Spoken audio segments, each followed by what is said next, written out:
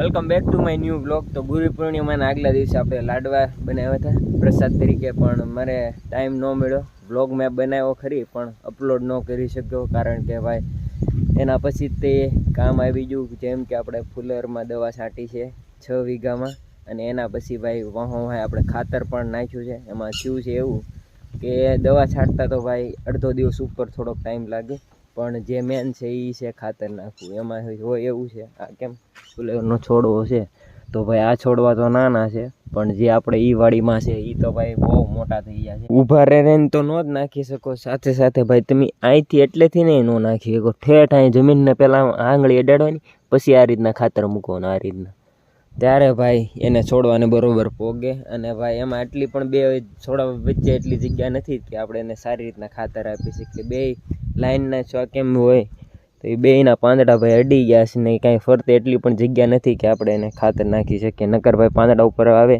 તો બળી જાય. એટલા માટે ઠેઠ આપણે જ્યાં જગ્યા હોય ત્યાં આ રીતના નાખ્યું છે ખાતર. એટલે ભાઈ એમાં આખો દિવસ છે, સ્પેશિયલ એક આખો દિવસ વહી ગયો છે એવું છે. એટલે ભાઈ 2 થી 3 દિવસ કામ જાજુ હતું, એના હિસાબે મેં વ્લોગ નથી બનાવ્યો. અને બનાવ્યો છે પણ મને ઘણી વાર ટાઈમ પણ નથી મળતો કે હું એને અપલોડ કરી શકું. અને સાથે સાથે ઘટના પણ એવી થાય છે કે ભાઈ દિવસે તો નેટવર્ક બરોબર રહેતું પણ નથી, અને સાંજે તો હાવ ભૂલી જાઓ. નકર ભાઈ મને આખા દિવસ તો કામ કરું છું એટલે ટાઈમ ન મળે, પણ સાંજે તો મળે ને. પણ સાંજે પણ નેટ જ ન ચાલે તો હું કઈ રીતના વિડીયો એડિટિંગ કરું, અપલોડ કરું, એવું થાય છે. એટલા માટે ભાઈ મેળ નથી આવ્યો અપલોડ કરવાનો. ઘણીવાર હું બનાવી પણ નાખું તો અપલોડ કરવાનો ન ટાઈમ મળે, અને ઘણીવાર તો બનાવવાનો પણ ટાઈમ ન મળે, એવું થાય છે. એટલા માટે બ્લોગ તમારી સામે હું રજૂ નથી કરી શક્યો. પણ હવે મેં બનાવ્યો છે તો મારે અપલોડ તો કરવો પડશે. ભાઈ એમાં થયું છે એવું કે સવારે આપણે 8 વાગે શરૂ કર્યું હતું, તે બપોરના 2 વાગે કમ્પ્લીટ થયા છે. લાડવા બનીને તૈયાર થયા છે. ભાઈ 5 જણાથી એમ વાળા છે, બનાવ્યા છે લાડવા. અને ભાઈ એ દિવસે તો લાઇટ પણ નહોતી એટલે ગરમી બહુ થતી હતી. પણ જે થયું એ થયું. તમને જોવાની ઈચ્છા હોય તો જોજો, બાકી સ્કીપ કરી શકો છો, હું તમને કહીશ નહીં કે જોવો. તો ચાલો વ્યૂને એન્જોય કરો. તમારે ભાઈ કેટલી મહેનત કરી છે હું તમને બતાવવા જઈ રહ્યો છું.